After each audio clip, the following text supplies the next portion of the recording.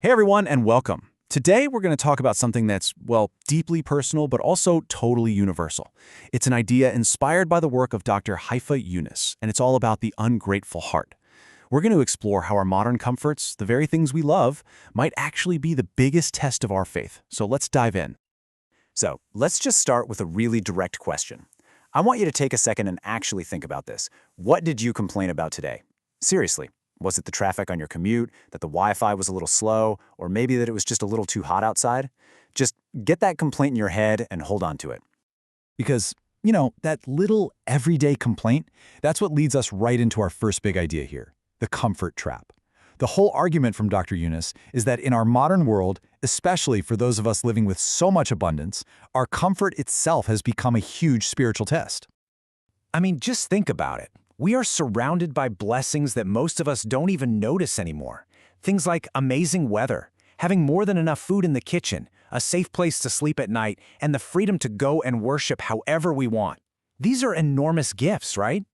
And yet, what's our response? So often, our daily conversation is just filled with complaints. It's too hot, even though we have air conditioning. I can't believe I don't have the newest phone, while holding a supercomputer in our hands. I have to share a room when so many people don't even have a roof. You see the disconnect?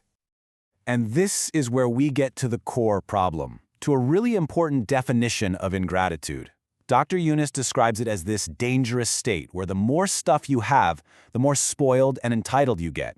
It's this vicious cycle where blessings don't make you thankful anymore, they just raise your expectations, which, of course, leads to even more complaining. Now, this isn't just some personality flaw or a bad habit. It has really serious spiritual consequences. And that brings us to our next section, a divine warning about this exact state of mind. In the Quran, God lays out this incredibly clear and direct promise. The first part of the deal is simple. If you are grateful, I will surely give you more. It's like gratitude is the key that literally unlocks even more blessings in your life. But, and this is the part we so often gloss over, the verse doesn't stop there.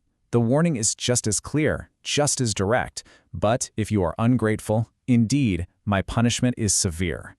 This creates such a stark choice and just shows you how serious being ungrateful really is. So that verse, it really forces us to look in the mirror, doesn't it? We have to ask that really tough, honest question that Dr. Yunus brings up. Am I that person? Am I, despite all the good things in my life, the one who's actually ungrateful? And there was this massive global event recently that basically put this exact question to all of humanity at the same time. So let's talk about what Dr. Yunus calls the Great COVID Test. Remember that? For nearly 2 years, the world we knew just shut down. All those small, everyday blessings that we absolutely took for granted were suddenly, and for a lot of us, very shockingly, just gone. Just think for a second about what we lost. The simple act of visiting friends and family. Gathering for Friday prayers at the mosque, being able to travel for pilgrimage, even just the freedom to walk outside without feeling afraid.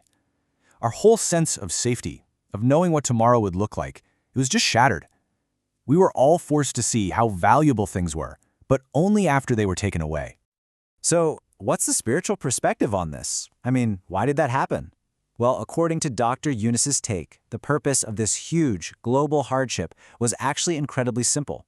It was a test to see if we would finally turn back to God, recognize all our blessings, and become genuinely thankful people. So, the big question is, did we pass? Did it work? This leads us to what might be the most challenging part of this whole discussion, the idea that for the most part, this was a lesson forgotten.